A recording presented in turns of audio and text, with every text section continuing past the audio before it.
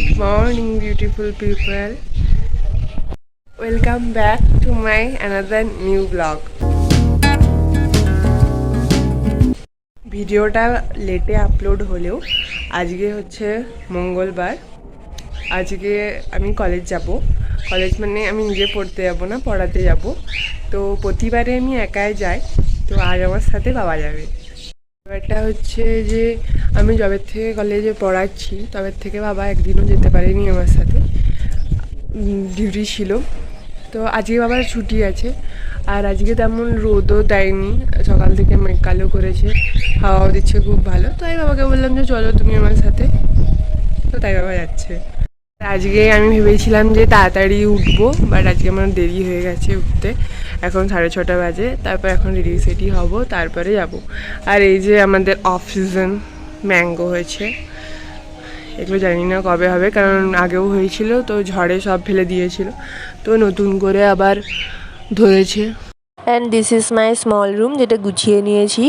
আর একটু বাদাম খেলাম, বাদাম খেয়ে স্নানের জন্য এটা হচ্ছে যে আমি যাব কলেজ, কিন্তু আমি এখনও রেডি হতে পারিনি। বাট মায়ের অলমোস্ট সব প্রায় কমপ্লিট। এই যে এখানে কুমড়ো কাটাও কমপ্লিট, পোস্ত ভিজানো আছে, আর ডাল এখন করছে, আর এদিকে ঘি করলা, তারপরে চাটনি, সব রেডি করা। আর এটা হচ্ছে আমার ব্রেকফাস্ট, যেহেতু খালি পেটে ভাত খাওয়া উচিত নয় তাই। সে মায়ের ভাত হয়ে যাওয়ার পর মা এবারে পরোটা করছে, টিফিন নিয়ে যাব। হ্যাঁ, কুমড়োর তরকারি হচ্ছে এখানে। আর এখানে বাবার এখানে খাওয়া হয়ে গেছে। ডাল আর ভাত কোথায়? মা সকাল থেকে অনেক রান্নাই করেছে, যে পোস্ত, ঘি করলা, তারপরে হচ্ছে বাবা আমাকে আলুগুলো তুলে দিয়েছে, তারপরে এখানে চাটনি, আর এখানে ডাল। টিফিন রেডি, গাওয়া ঘিয়ে পরোটা, কুমড়োর তরকারি। তাতেও আমার বর বলছে কি দিচ্ছিস, 8টার সময় ভাত দিয়েছি, 8:30 টিফিন করে দিচ্ছি। দেখো, তবু বলছে হ্যান্ডসাম লাগছে, দেখো যাবে বলে হাসিটা দেখো একবার। আগের ভয়েসটা আমার মাই দিয়েছে, কারণ আমার দেরি হয়ে গেছিলো, আর অনলাইনে টিকিট কাটতে হচ্ছিলো তখন। তারপরে আমি বাবার বাইকে করে বেরিয়ে পড়লাম আমরা দুজন স্টেশনের উদ্দেশ্যে। যদিও বলছিলাম যে ওয়েদারটা ভালো, বাইরে হাওয়াও দিচ্ছিল, কিন্তু একটা ভ্যাপসানি গরমের মতো ছিলই। কিন্তু স্টেশনে এসে দেখি যে ট্রেন হচ্ছে আধা ঘন্টা লেট। অ্যাকচুয়ালি জানা কথাই ছিল, মানে আমরা জানতামই যে ট্রেন লেট করবে, কারণ এই রুটের সব ট্রেনগুলোই মোটামুটি লেটেই চলে।